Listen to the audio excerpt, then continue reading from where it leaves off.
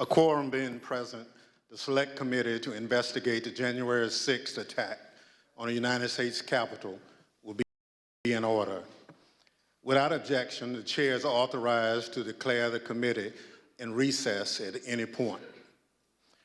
Pursuant to House Deposition Authority Regulation, the chair announces the committee's approval to release the deposition material presented during today's meeting, and further, its approval to release deposition accompanies release of the Select Committee's final report.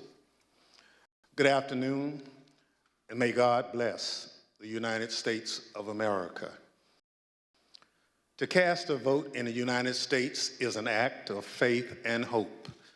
When we drop that ballot in the ballot box, we expect the people named on it to uphold their end of the deal.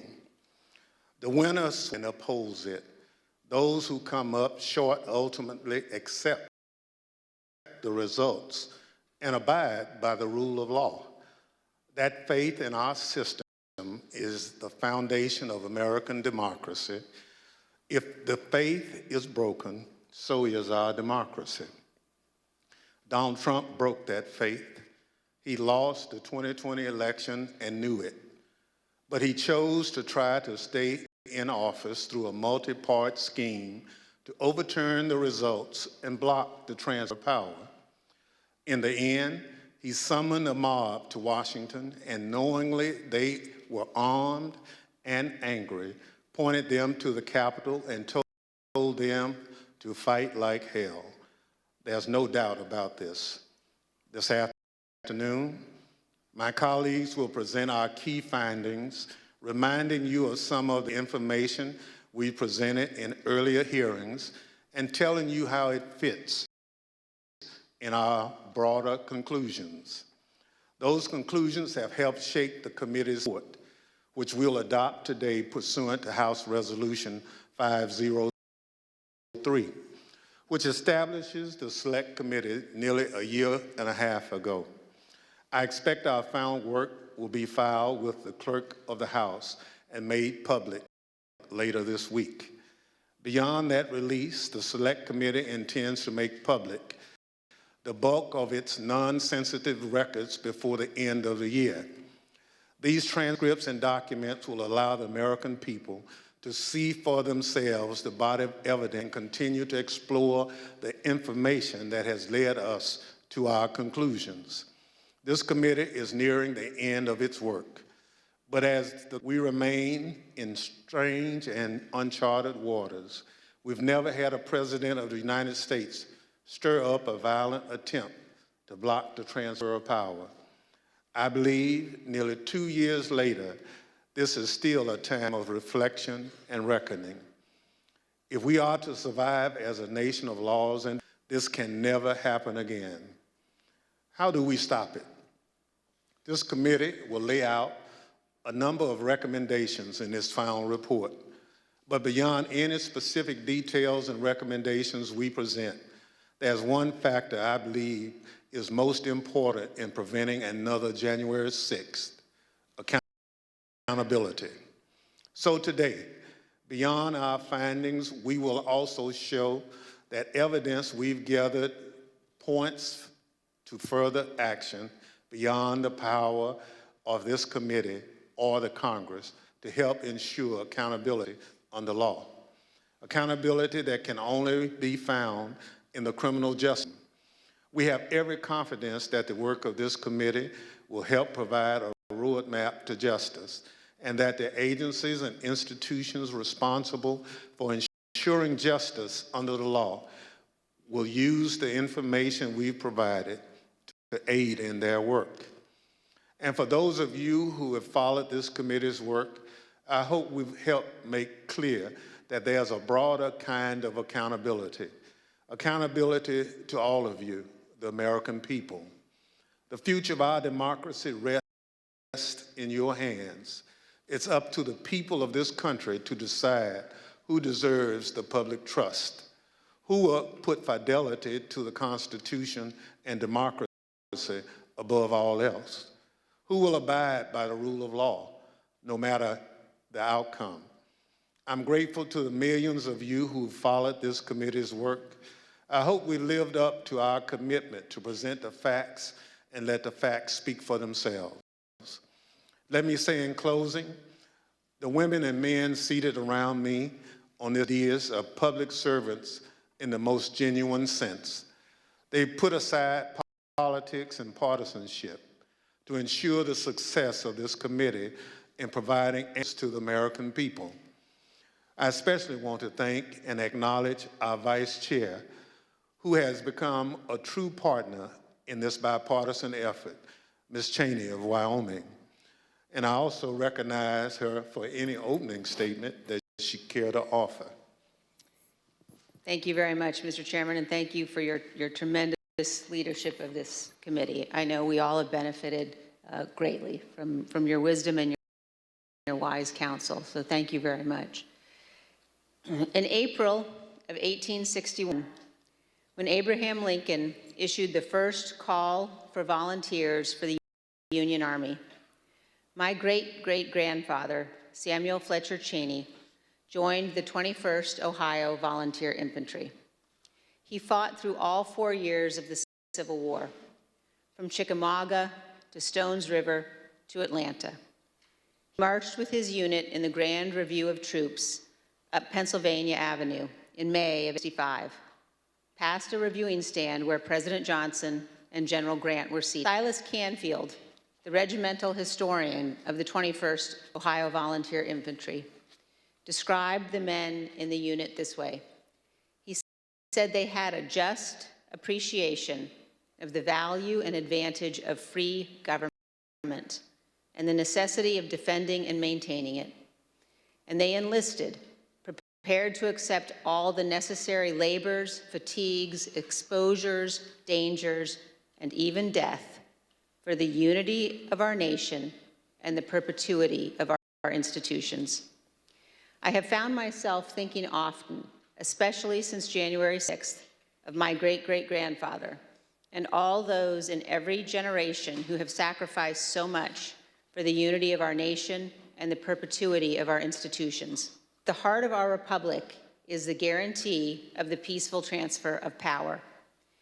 Members of Congress are reminded of this every day as we pass through the Capitol Rotunda. There, 8 magnificent paintings detail the earliest days of our republic. One, painted by John Trumbull, depicts the moment in 1793 when George Washington resigned his commission, handing control of the Continental Army back to Congress. Trumbull called this, quote, one of the highest moral lessons ever given the world.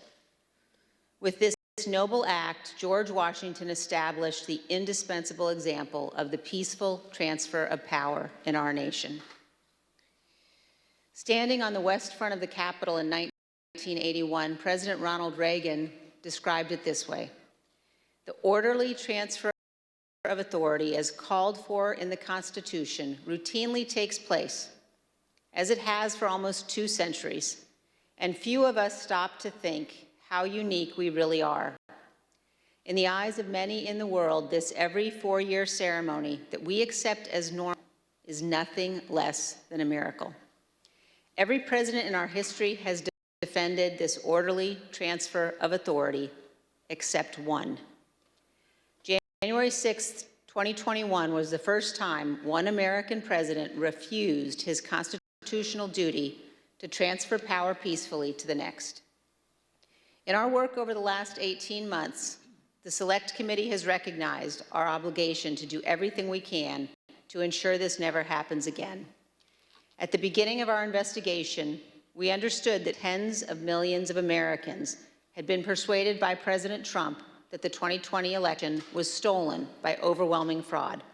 And we also knew this was flatly false.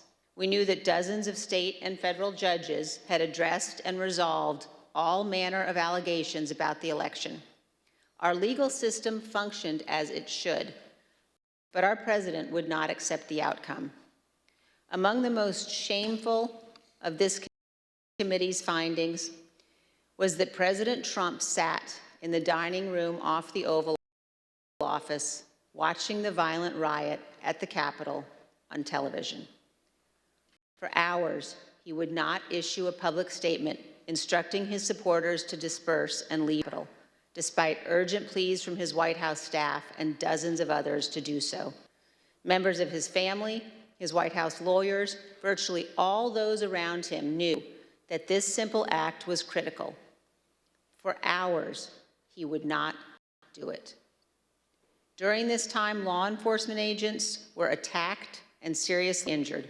The Capitol was invaded, the electoral count was halted, and the lives of those in the Capitol were put at risk. In addition to being unlawful, as described in our report, this was an utter moral failure and a clear dereliction of duty. Evidence of this can be seen in the testimony of President Trump's own White House counsel and several other White House witnesses. No man who would behave that way at that moment in time can ever serve in any position of authority in our nation again. He is unfit for any office. The committee recognizes that our work has only begun. It's only the initial step in addressing President Trump's effort to remain in office illegally. Prosecutors are considering the implications of the conduct that we describe in our report, as are citizens all across our nation. In 1761, John Adams wrote, "The very ground of our liberties is the freedom of elections." Faith in our elections and the rule of law is paramount to our republic. Election deniers, those who refuse to accept lawful election results, purposely attack the rule of law and the foundation of our country. The history of our time will show that the bravery of a handful of Americans doing their duty saved us from an even more grave constitutional crisis. Elected officials, election workers, and public servants stood against Donald Trump's corrupt pressure. Many of our committee's witnesses showed selfless patriotism, and their words and courage will be remembered. The brave men and women of the Capitol Police, the Metropolitan Police, and all the other law enforcement officers who fought to defend us that day saved lives and our democracy. Finally, I wish to thank my colleagues on this committee. It has been a tremendous honor to serve with all of you. We have accomplished great and important together, and I hope we have set an example. And I also want to thank all of those who have honorably contributed to the work of our committee and to our report. We have accomplished much over a short period of time. Many of you sacrificed for the good of our nation. You have helped make history, and I hope helped to right the ship. Thank you, Mr. Chairman. I yield back. Gentlelady yields back. As you know, this is our final meeting of our committee. Over the course of the last year and a half, we presented evidence in 10 public hearings, testimony from our brave law enforcement officers, senior White House, and campaign officials, and many others. Today, we are prepared to share our findings with you. But before we do so, it's important to remember what we've learned, and critically, exactly what happened at the United States Capitol on January 6th. Without objection, I include in the record a video presentation of some of the key evidence our investigation has uncovered.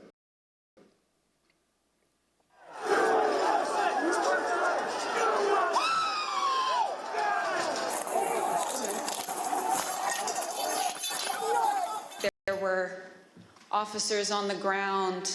They were bleeding. They were throwing up. I mean, I saw friends with blood all over their faces. I was slipping in people's blood.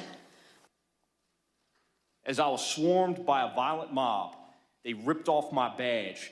They grabbed and stripped me of my radio. They seized ammunition that was secured to my body. They began to beat me with their fists and with what felt like hard metal objects. The key thing to do is to claim victory. No one. Fuck you. Sorry. Over. We won. Yeah. You're wrong. Fuck you. right out of the box on election night, the president claimed that there was major fraud underway. I mean, this happened, as far as I could tell, before there was actually any potential of looking at evidence. I didn't think what was happening was necessarily honest or professional at that point in time. So that led to me stepping away. Generally discussed on that topic was whether the fraud, maladministration, abuse, or irregularities, if aggregated and read most favorably to the campaign, would that be outcome determinative? And I think everyone in the room, at least amongst the staff, Mark Short, myself, and Greg Jacob, was that it was not sufficient to be outcome determinative. I told him that I did believe, yes, that once those legal processes were run, fraud had not been established. It had affected the outcome of the election, that unfortunately what had to be done was concede the outcome. What were the chances of President Trump winning the election? After that point? Yes. None.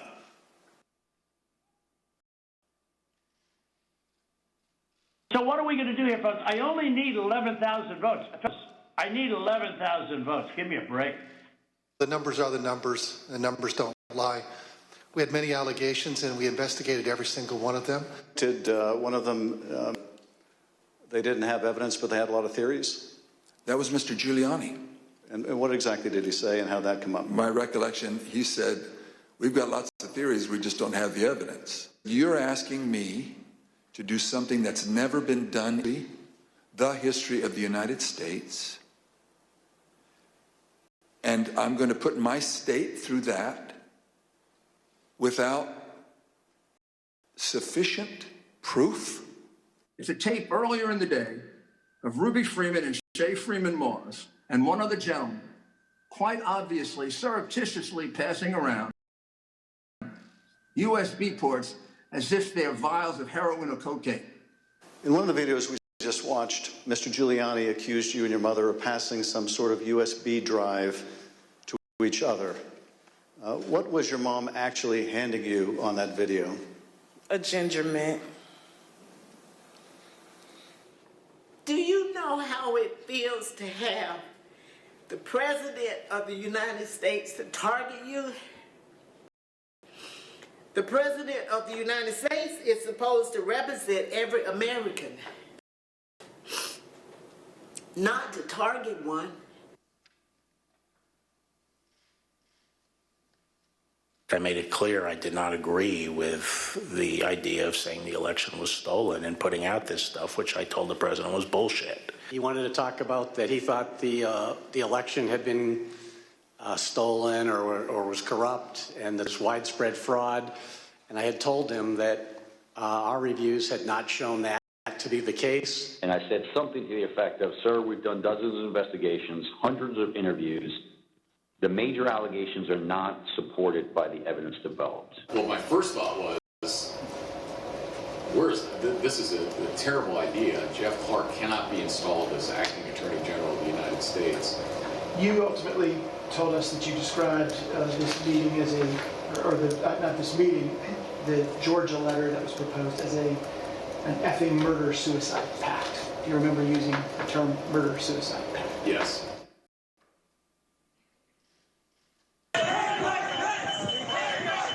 Was it your impression that the Vice President had directly conveyed his position on these issues to the President, not just to the world through a Dear Colleague letter, but directly to President Trump? Many times. My view was that the Vice President didn't have the legal authority to do anything except what he did. And I said, hold on a second, I want to understand what you're saying. You're saying that you believe the Vice President, acting as President of the Senate, can be the sole decision maker as to, under your theory, who becomes the next President of the United States? And you said yes. And I said, are you out of your effing mind? The president was, all the attention was on what Mike would do or what Mike wouldn't do. There's a telephone conversation between the president and the vice president, is that correct? Yes. The conversation was pretty heated. Apologize for remember what she said her father called him? The P word. It was clear that it was escalating and escalating quickly. So then when that tweet, the Mike Pence tweet, was sent out, I remember us saying that that was the last thing that needed to be tweeted at that moment. It felt like he was pouring gasoline on the fire by tweeting that. They've gained access to the second floor, and I've got public about 5 feet right down here below. Okay, copy. They are on the second floor, moving in now. We may want to consider getting out and leaving now. Copy. The members of the VP detail at this time were starting to fear for their own lives. There were calls to say goodbye or so on and so forth. Approximately 40 feet. That's all there was. 40, the vice president and the mob. Donald Trump and his allies and supporters are a clear and present danger.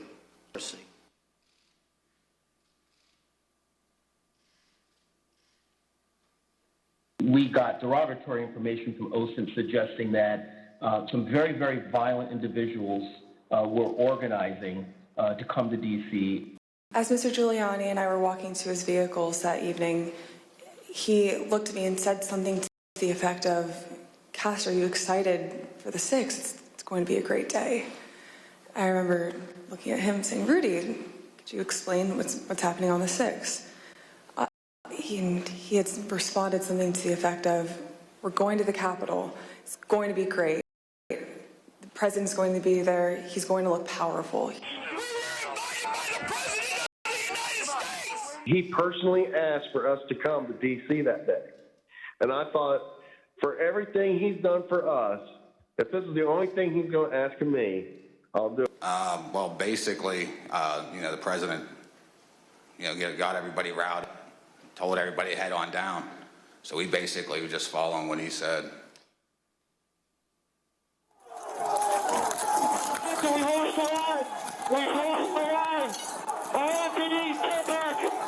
Within 15 minutes of leaving the stage, President Trump knew that the Capitol was besieged and under attack.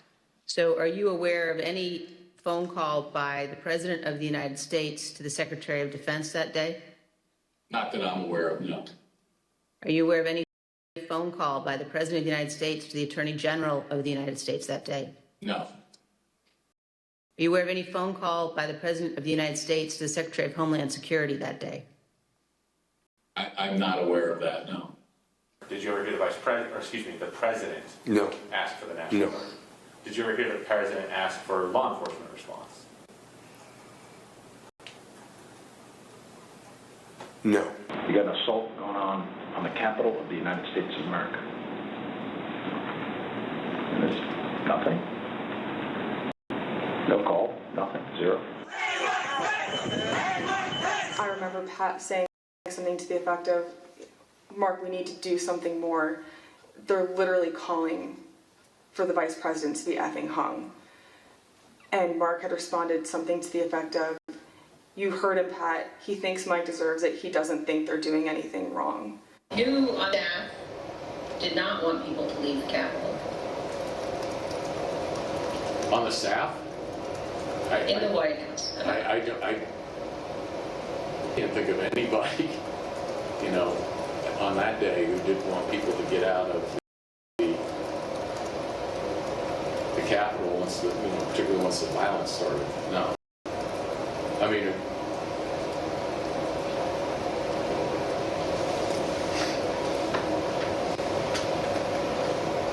What about the president? Yeah. well, she said the staff. So I answered. No, I said in. Oh, I'm sorry. I apologize. I thought you said who else on the staff.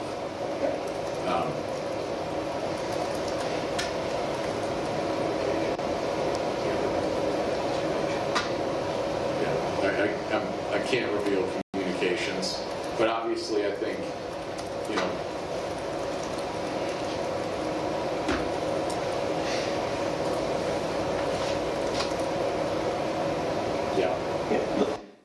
I said, "Good, John. Now I'm going to give you the best free legal advice you're ever getting in your life. Get a great effing criminal defense lawyer. You're going to need it. General Flynn, do you believe in the peaceful transition of power in the United States of America? Yes, sir.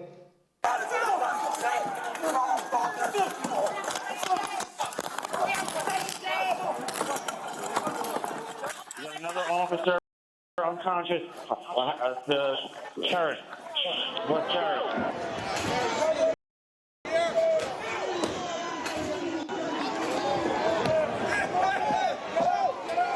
I don't want to say the election's over. I just want to say Congress has certified the results without saying the election's over, okay?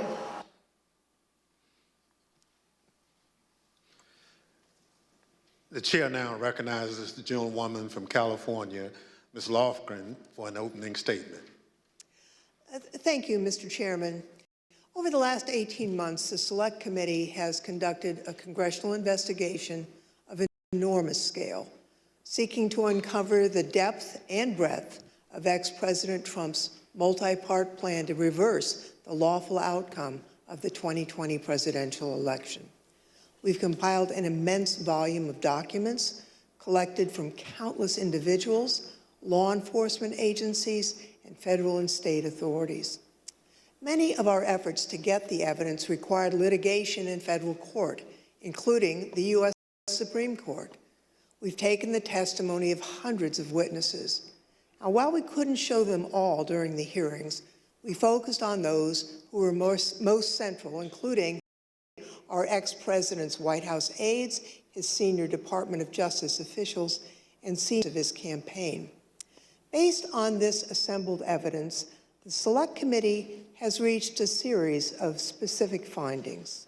Now, many of these findings pertain to what has been called the big lie, the enormous effort led by ex-President Trump to spread baseless accusations and misinformation in an attempt to tens of millions of Americans that the election had been stolen, beginning even before the election and continuing through January 6th and thereafter. Donald Trump purposely disseminated false allegations of fraud in order to aid his effort to overturn the 2020 election. Ex-President Trump's decision to declare victory falsely on election night wasn't a spontaneous decision. It was premeditated.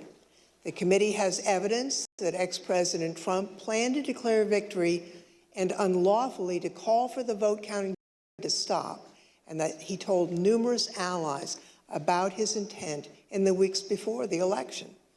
The committee found that Mr. Trump raised hundreds of millions of dollars with false representations made to his online donors.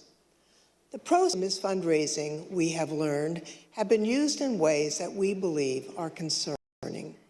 In particular, the committee has learned that some of those funds were used to hire lawyers.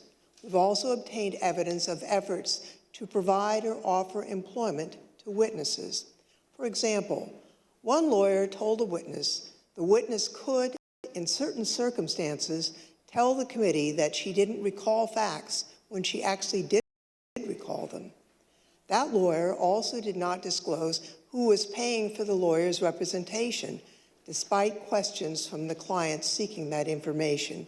He told her, quote, "We're not telling people where funding is coming from right now." We've learned that a client was offered potential employment that would make her, quote, "financially very comfortable," as the date of her testimony approached, by entities that were apparently linked to Donald Trump and his associates. These offers were withdrawn or didn't materialize as reports of the content of her testimony circulated. The witness believed this was an effort to affect her testimony, and we are concerned that these efforts have been a strategy to prevent the committee from finding the truth. Throughout the post-election period, ex-President Trump was told repeatedly by his campaign advisors, government officials, and others there was no evidence to support his claims of election fraud. Even since our last hearing, the Select Committee has obtained testimony from new witnesses who've come forward to tell us about their conversations with Trump on this topic. Here is one of his senior advisors. Seeing evidence of fraud on a scale that would have impacted the outcome of the election. And I was becoming increasingly concerned that we were damaging his legacy. What did the president say in response to what you just described? He said something along the lines of, nobody will care about my legacy if I lose. So that won't matter. The only thing that matters is winning. Despite all that, he continued to purposely and maliciously make false claims, sometimes within a day of being told that a particular claim was false and unsupported by the evidence. By the time the Electoral College met to cast its votes on December 14th, 2020, a number of President Trump's senior staff, cabinet officials, and members of his family were urging him to facilitate a peaceful transition to the incoming administration. He disregarded their advice, and he continued to claim publicly that the election had been stolen from him. Numerous state and federal courts evaluated and rejected the Trump campaign's claims of voter fraud, including 11 judges appointed by ex-President Trump himself. Many of these courts issued criticizing the lack of evidence that ex-President Trump and his support their claims. Numerous individuals associated with these efforts that they were unable to find sufficient evidence of fraud to affect the election results, including in testimony to this select committee. Still, ex-President Trump repeated those false claims and tried to convince his supporters the election was stolen. This was an attempt to justify overturning the lawful election results. Donald Trump knowingly and corruptly repeated election fraud lies, which incited his supporters to violence on January 6th. He continues to repeat his meritless claim that the election was stolen even today, and continues to erode our most cherished and shared belief in free and fair elections. Mr. Chairman, I yield back. Gentlewoman yields back. The chair recognizes the gentleman from California, Mr. Schiff, for an opening statement. Thank you, Mr. Chairman. Building on his constant repetition of the big lie, President Trump engaged in an unprecedented effort to obstruct the joint session on January 6th, the proceeding where his electoral loss would be certified by Congress. This effort began in part in the states, which hold, count, and ultimately determine the winners of presidential elections. Many state officials were targeted by President Trump and his campaign. The local election accused baselessly of election fraud, the state officials he pressured to stop the count or to find votes that didn't exist, and the state legislative officials he urged to disregard the popular will of the voters and their oath of office in order to name him the winner instead. Here are the Select Committee findings about President Trump's state pressure campaign. President Trump and his enablers repeatedly pressured state officials to take action to overturn the results of the election. The most dramatic example of this campaign of coercion was the president's January 2nd, 2021 call to Georgia Secretary of State Brad Raffensperger, in which the president urged the secretary to find 11,780 votes he needed to change the outcome in that state. During that call, President Trump again repeated conspiracy theories about the election that his own appointees at the Department of Justice had already debunked. Trump also made what Secretary Raffensperger apparently considered a threat, accurately considered a threat, suggesting that Raffensperger and his attorney, that they could be subject to criminal prosecution if they didn't follow through with his demands. Then, in repeated telephone calls and in-person meetings, Donald Trump pressured state elections officials, state legislators, to alter official election results. But courageous public servants, including Republicans like Rusty Bowers, held firm and refused to put Donald Trump over their oath to the Constitution. When Donald Trump's pressure campaign did not achieve the results he wanted, he oversaw an effort to obtain and transmit false Electoral College ballots to Congress and the National Archives. The false ballots were created by fake Republican electors on December 14th. At the same time, the actual certified electors in those states were meeting to cast their votes for President Biden. By that point in time, election-related litigation was over in all or nearly all of these states, and Trump campaign election lawyers realized that the fake slates were unjustifiable on any grounds and may be unlawful. In spite of these and the concerns of individuals in the White House counsel's office, President Trump and others proceeded with this plan. The Select Committee has developed evidence that these intentionally false documents were transmitted to multiple officers of the federal government, intended to interfere with the proper conduct of the joint session, where the existence of so-called competing slates of electors would serve as a pretext for legitimate electoral votes to be rejected. President Trump repeatedly attacked state and local officials who refused to do his bidding, as well as local elections workers who he baselessly accused of fraud. As Ruby Freeman and the testimony of other elections officials so powerfully demonstrated, the people who drew President Trump's ire or were the subject of his lies faced real-world consequences, including public harassment and death threats. Some of these elections workers and officials have been forced to leave their homes. Others have been forced to leave the jobs they loved. Take a listen to Ms. Freeman's story. Now I won't even introduce myself by my name anymore. I get nervous when I bump into someone I know in the grocery store who says my name. I'm worried about who's listening. I get nervous when I have to give my name for food orders. I'm always concerned of who's around me. I've lost my name and I've lost my reputation.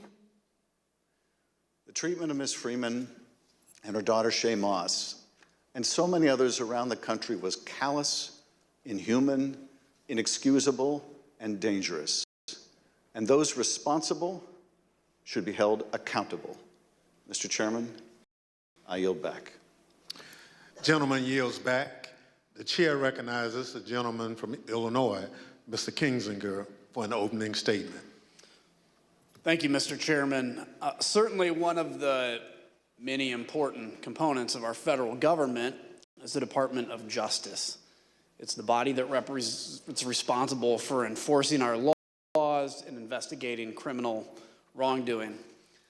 For this reason, it's of the utmost importance that our Department of Justice operates as a fair and neutral body that enforces our federal laws without fear or without favor. It is this critical function that President Trump sought to corrupt, as he sought to use the Department of Justice to investigate and prosecute purported election fraud and to help him convince the public that the election was stolen. The Select Committee has made the following findings with respect to the Department of Justice. In the weeks immediately following the 2020 election, Attorney General Bill Barr advised President Trump Justice had not seen any evidence to support Trump's theory that the election was stolen by fraud. No evidence. Over the course of the 3 meetings in this post-election period, Attorney General Barr assured President Trump that the Justice Department was properly investigating claims of election fraud. He debunked numerous election fraud, many of which the president would then go on to repeat publicly. And he made clear that President Trump was doing, quote, a great disservice to the country pursuing them. After Attorney General Barr's resignation, President Trump requested that the acting leadership of the department, Jeffrey Rosen and Richard Donahue, quote, just say the election was corrupt and leave the rest to me and the Republican congressman. In other words, just tell a small lie to put the facade of legitimacy on this lie, and the Republican congressman and I can distort and destroy and create doubt all ourselves. Between December 23rd and January 3rd, President Trump called or met with them nearly every day and was told repeatedly the department investigation showed no factual support for Trump's fraud allegations. Mr. Rosen and Mr. Donahue told him that the fraud claims were simply untrue. As Mr. Rosen and Mr. Donahue continued to resist, President Trump then tried to install a loyalist named Jeffrey Clark to lead the department as acting Attorney General. On several occasions, Clark met with the president, apparently along with Representative Scott Perry, without authorization, promising to take the actions that Barr, Rosen, and Donahue had refused to take. In particular, Mr. Clark intended to send a letter that he had drafted with the help of a political appointee that the White House installed at DOJ with just weeks left in the administration. Mr. Clark intended to send the letter to officials in numerous states, informing them falsely, of course, that the department had identified significant concerns about the election results in their state and encouraging their state legislatures to come into special session to consider appointing Trump rather than Biden electors. Here's Acting Deputy Attorney General Donahue describing his reaction to Mr. Clark's proposed letter. Some drafting letters without the knowledge of what the department had actually done in terms of investigations, that he was being reckless. And I recall toward the end saying, what you're proposing is nothing less than the United States Justice Department meddling in the outcome of a presidential election. Knowing that existing department leadership would not support his false election claims, President Trump offered Mr. Clark the job of acting Attorney General. In a dramatic January 3rd meeting in the Oval Office, Rosen, Donahue, White House counsel Pat Cipollone, and White House lawyer Eric Hirschman strongly objected to the appointment of Jeffrey Clark as acting Attorney General. Mr. Clark pleaded his case and offered to send the letter that he had drafted. The White House counsel called the Clark letter, quote, a murder-suicide pact. Numerous White House and Department of Justice lawyers all threatened to resign if Mr. Clark was appointed. Donald Trump would be leading a graveyard. It was only after the threat of mass resignations that President Trump rescinded his offer to Mr. Clark. Mr. Chairman, I yield back. Gentleman yields back. The chair recognizes the gentleman from California, Mr. Aguilar, for an opening statement. Thank you, Mr. Chairman. Former President Trump's multi-part plan didn't stop with the states or with the Department of Justice. It touched nearly every component of our federal system, ranging from the courts to Congress to his own Vice President, Mike Pence. In the weeks before January 6th, Mr. Trump turned to the man who had served him loyally for 4 years. He embraced an illegal scheme proposed by John Eastman and others who concocted an unfounded legal theory that the vice president could reject Joe Biden's electoral votes during the joint session. When Vice President Pence and many others, including Trump's own lawyer, John Eastman, told him correctly that former President Trump spearheaded an unprecedented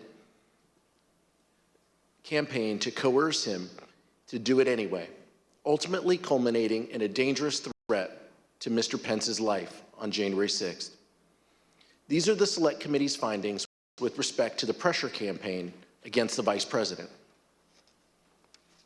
John Eastman admitted in advance of the 2020 election that Mike Pence could not lawfully refuse to count official electoral votes, but he nevertheless devised a meritless proposal that deployed a combination of bogus election fraud claims and the fake electoral ballot to say that Mike Pence, presiding over the joint session, could reject legitimate electoral votes for President-elect Biden. But still, President Trump accepted and repeated Eastman's theory and used it to pressure the vice president to take unlawful action. In multiple heated conversations, President Trump directly pressured Vice President Pence to adopt the Eastman theory and either reject the electors or send them back to the state legislatures. The vice president consistently resisted and repeatedly told the president that he did not possess the authority to do what President Trump directed. This culminated in an angry phone call on the morning of January 6th between President Trump and Vice President Pence, during which the former president repeatedly berated Mr. Pence by cursing and leveling threats. White House staffer Nick Luna was one of the many witnesses who heard the call as it happened. Take a listen at Mr. Luna's testimony. Did you hear any part of the phone call, even if just the end that the president was speaking from? I did, yes. All right, and what'd you hear? So as I was dropping off the note, my memory, I remember hearing the word wimp. Either he called him a wimp. I don't remember if he said, you are a wimp, you'll be a wimp. Wimp is the word I remember. Something to the effect, the wording's wrong. I had a decision 4 or 5 years ago. In the president's resistance, the former president and others exerted both private and public pressure to change his mind. In his speech on the Ellipse on the afternoon of January 6th, former President Trump told the crowd that Vice President Pence needed the courage to do what he has to do. Once the riot began, President Trump deliberately chose to issue a tweet attacking Mr. Pence, knowing that the crowd had already grown violent. Almost immediately thereafter, the crowd around the Capitol surged, and between 2:30 and 2:35 p.m., the Metropolitan Police line on the west front of the Capitol broke. This was the first time in MPD history a line like this had broken. Rioters at the Capitol were heard chanting, "Hang Mike Pence," through the afternoon. As a result of this unrest, Vice President Pence was forced to flee to a secure location where he actively coordinated with law enforcement and other governmental officials to address the ongoing violence. Mr. Chairman, I yield back. Gentleman yields back. The chair recognizes the gentlewoman from Florida, Ms. Murphy, for an opening statement. Thank you, Mr. Chairman. Ultimately, President Trump did not succeed in bending state and federal officials to his will. At every turn, state officials, the Department of Justice, Mike Pence, and many others stood up for the rule of law and resisted the president's wishes. In that way, our American institutions held after the 2020 election. But that did not stop President Trump. Instead, he turned to his supporters, those who believed his lies about a stolen election.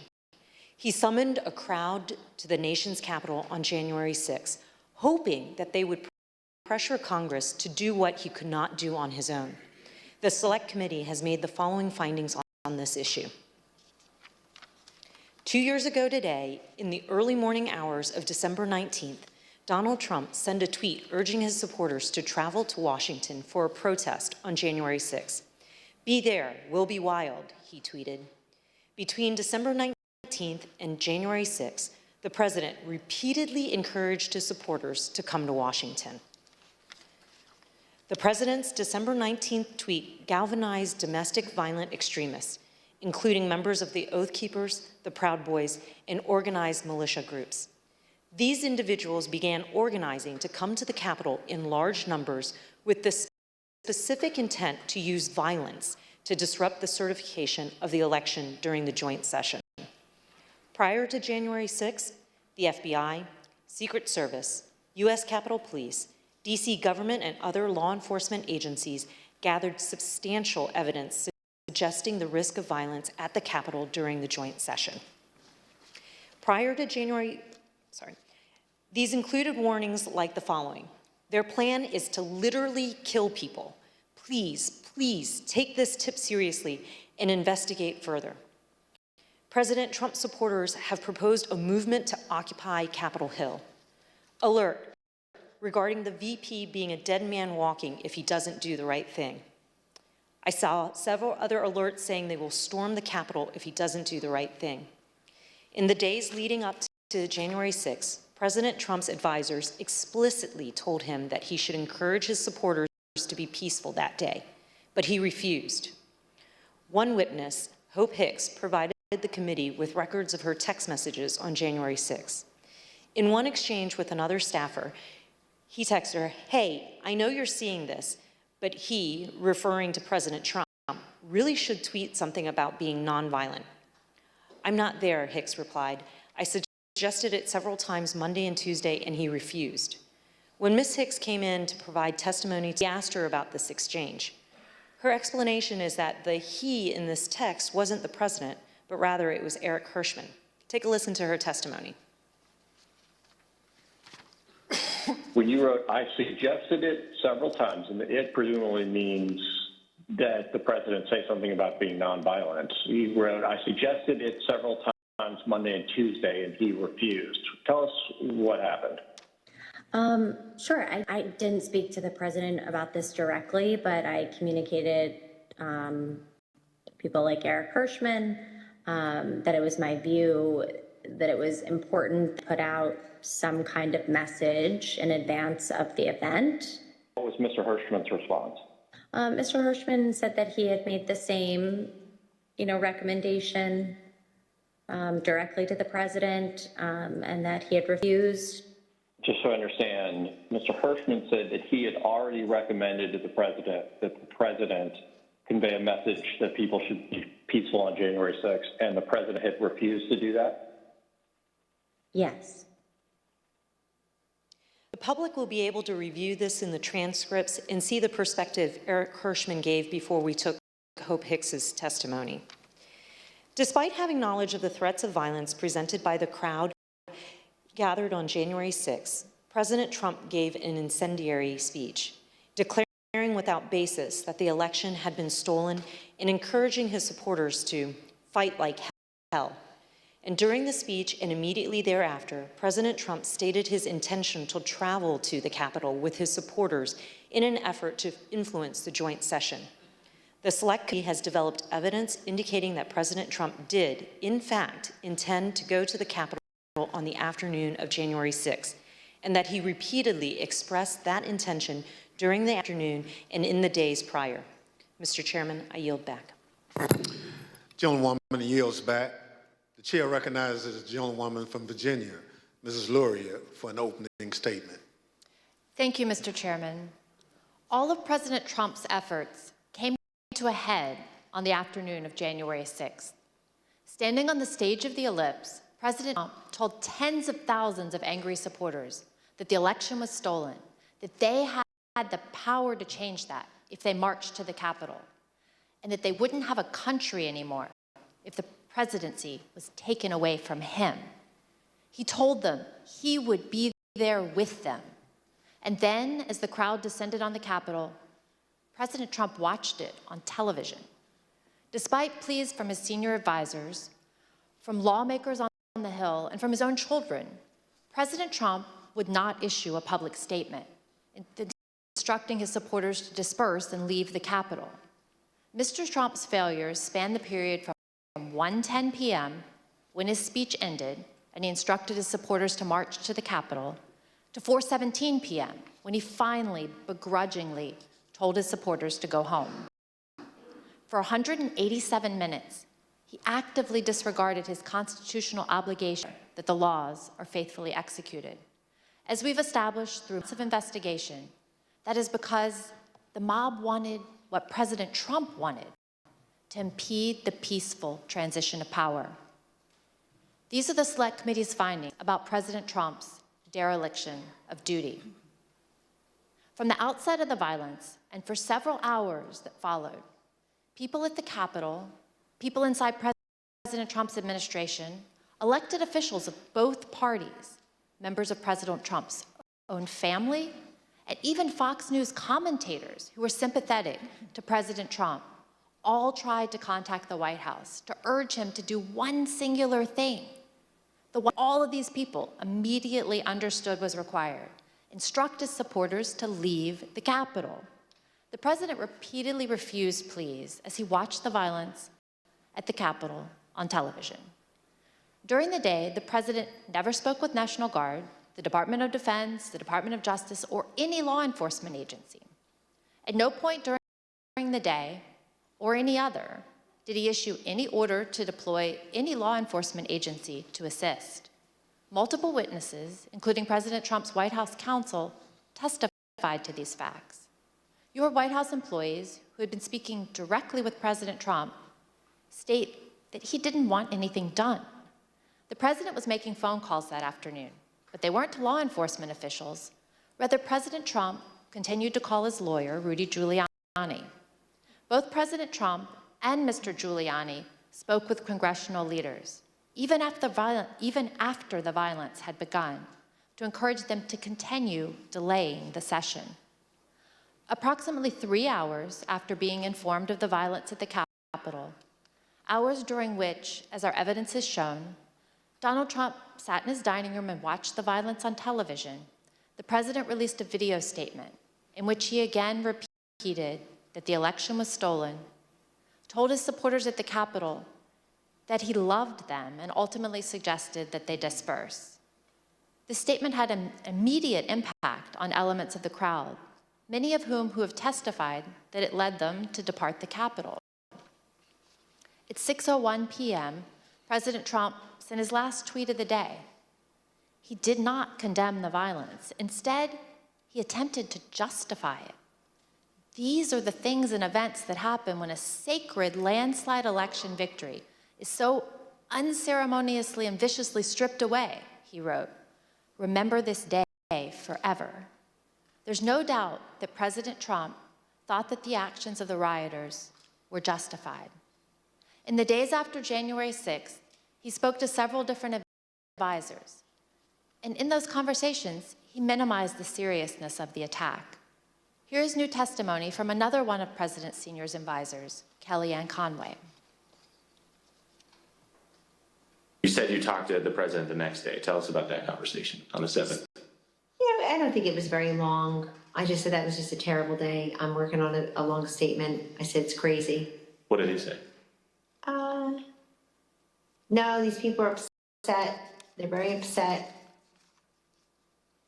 In the days following the attack, President Trump also expressed a desire to pardon those involved in the attack. Since then, he's suggested that he will do so if he returns to the Oval Office. In summary, President Trump lit the flame, he poured gasoline on the fire, and sat by in the White House dining room for hours watching the fire burn. And today, he still continues to fan those flames. That dereliction of duty. Mr. Chairman, I yield back. Gentlewoman yields back. The chair recognizes the gentleman from Maryland, Mr. Raskin, for an opening statement. Thank you, Mr. Chairman, and I want to thank you for your extraordinary leadership of this committee. Generations to come will praise you and the Vice Chair for your unswerving devotion to the rule of law. Several months ago, you tasked several of our members in a subcommittee with bringing recommendations to the full committee about potential referrals to the Department of Justice and other authorities based on evidence of criminal and civil offenses that has come to our attention over the course of our investigation. We are now prepared to share those recommendations today. Mr. Chairman, let me begin with some relevant background considerations to our criminal referrals. The dangerous assault on American constitutional democracy that took place on January 6, 2021 consists of hundreds of individual criminal offenses. Most such crimes are already being prosecuted by the Department of Justice. We proposed to the committee advancing referrals where the gravity of the specific offense, the severity of its actual harm, and the centrality of the offender to the overall design of the unlawful scheme to overthrow the election compel us to speak. Ours is not a system of justice where foot soldiers go to jail and the masterminds and ringleaders get. Mr. Chairman, as you know, our committee had the opportunity last spring to present much of our evidence to a federal judge, something that distinguishes our investigation from any other congressional investigation I can recall. In the context of resolving evidentiary proof issues related to the crime fraud doctrine in the Eastman case, U.S. District Court Judge David Carter examined just a small subset of our evidence to determine the likely commission of a federal offense. The judge concluded that both former President Donald Trump and John Eastman likely violated 2 federal criminal statutes. This is the starting point for our analysis today. The first criminal statute we invoke for referral, therefore, is Title 18, Section 1512C, which makes it unlawful for anyone to corruptly obstruct, influence, or impede any official proceeding of the United States government. Evidence described by my colleagues today and assembled throughout our hearings warrants a criminal referral of former President Donald J. John Eastman and others for violations of this statute. The whole purpose and obvious effect of Trump's scheme were to obstruct, influence, and impede this official proceeding, the central moment for the lawful transfer of power in the United States. Second, we believe that there is more than sufficient evidence to refer former President Donald J. Trump, John Eastman, and others for violating Title 18, Section 371. This statute makes it a crime to conspire to defraud the United States. In other words, to make an agreement to impair, obstruct, or defeat the lawful functions of the United States government by deceitful or dishonest means. Former President Trump did not engage in a plan to defraud the United States acting alone.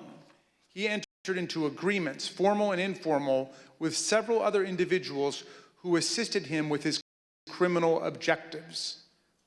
Our report describes in detail the actions of numerous co-conspirators who agreed with and participated in Trump's plan to impair and defeat the certification of President Biden's electoral victory. That said, the subcommittee does not attempt to determine all of the potential participants in this conspiracy, as our understanding of the role of many individuals may be incomplete even today because they refuse to answer our questions. We trust that the Department of Justice will be able to form a far more complete picture through its own investigation. Third, we make a referral based on Title 18, Section 1001, which makes it unlawful to knowingly and willfully make materially false statements to the federal government. The evidence clearly suggests that President Trump conspired with others to submit slates of fake electors to national archives. We believe that this evidence we set forth in our report is more than sufficient for a criminal referral of former President Donald J. Trump and others in connection with this offense. As before, we don't try to determine all of the participants in this conspiracy, many of whom refuse to answer our questions while under oath. We trust that the Department of Justice will be able to form a more complete picture through its own investigation. The fourth and final statute we invoke for referral is Title 18, Section 2383. The statute applies to anyone who incites, assists, or engages in insurrection against the United States of America, and anyone who gives aid or comfort to an insurrection. An insurrection is a rebellion against the authority of the United States. It is a grave federal offense anchored in the Constitution itself, which repeatedly opposes insurrections and domestic violence, and indeed uses participation in insurrection by office holders as automatic grounds for disqualification from ever holding public office again at the federal or state level. Anyone who incites others to rebelling, assists them in doing so, or gives aid and comfort to those engaged in insurrection is guilty of a federal crime. Believes that more than sufficient evidence exists for a criminal referral of former President Trump for assisting or aiding and comforting those at the Capitol who engaged in a violent attack on the United States. The committee has developed significant evidence that President Trump intended to disrupt the peaceful transition of power under our Constitution. The President has an affirmative and primary constitutional duty to act to take care that the laws be faithfully executed. Nothing could be a greater betrayal of this duty than to assist in insurrection against the constitutional order. The complete factual basis for this referral is set forth in detail throughout our report. These are not the only statutes that are potentially relevant to President Trump's conduct related to the 2020 election. Depending on evidence developed by the Department of Justice, the president's actions could certainly trigger other criminal violations. Nor are President Trump and his immediate team the only people identified for referral. As part of our investigation, we asked multiple members of Congress to speak with us about issues critical to our understanding of this attack on the 2020 election and our system of constitutional democracy. None agreed to provide that essential information. As a result, we took the significant step of issuing them subpoenas based on the volume of information particular members possessed about one or more parts of President Trump's plans to overturn the election. None of the subpoenaed members complied, and we are now referring 4 members of Congress for appropriate sanction by the House Ethics Committee for failure to comply with lawful subpoenas. Mr. Chairman, we understand the gravity of each and every referral we are making today, just as we understand the magnitude of the crime against democracy that we describe in our report. But we have gone where the facts and the law lead us, and inescapably, they lead us here. Accordingly, Mr. Chairman, in light of these facts, I ask unanimous consent that the chairman be directed to transmit to the United States Department of Justice relevant Select Committee records in furtherance of these criminal referrals. Without objection, so ordered. Thank you, Mr. Chairman. I now yield back. Gentleman yields back. Pursuant to notice, I now call up Select Committee's final report pursuant to Section 4A of House Resolution 503. The clerk shall designate the report. Final report of the Select Committee to investigate the January 6th attack on the United States Capitol. Without objection, the report will be considered read and open to amendment at this point. I now recognize the gentlewoman from Virginia, Ms. Luria, for a motion. Mr. Chairman, I move that the committee favorably report to the House the Select Committee's final report, which includes the committee's legislative recommendations and criminal referrals of Donald J. Trump and others, pursuant to Section 4A of House Resolution 503. The question is on the motion to favorably report to the House. Those in favor say aye. Aye. Those opposed, no. Opinion of the chair, the ayes have it. Mr. Chairman, I request a recorded vote. A recorded vote is requested. The clerk will call the roll. Ms. Cheney? Aye. Ms. Cheney, aye. Ms. Lofgren? Aye. Ms. Lofgren, aye. Mr. Schiff? Aye. Mr. Schiff, aye. Mr. Aguilar? Aye. Mr. Aguilar, aye. Mrs. Murphy? Aye. Aye. Mr. Raskin? Aye. Mr. Raskin, aye. Mrs. Luria? Aye. Mrs. Luria, aye. Mr. Kinzinger? Kinzinger, aye. Mr. Kinzinger, aye. How is the chair recorded? Mr. Chairman, you are not recorded. Chair votes aye. Mr. Chairman, aye. The clerk will report the vote. Mr. Chairman, on this vote, there are 9 ayes and 0 noes. The motion is agreed to. Without objection, a motion to reconsider is laid on the table. Without objection, staff is authorized to make any necessary technical or conforming changes to the report to reflect the actions of the committee. The chair requests those in the hearing room remain seated until the Capitol Police have escorted members from the room. There being no further business, without objection, the Select Committee stands adjourned.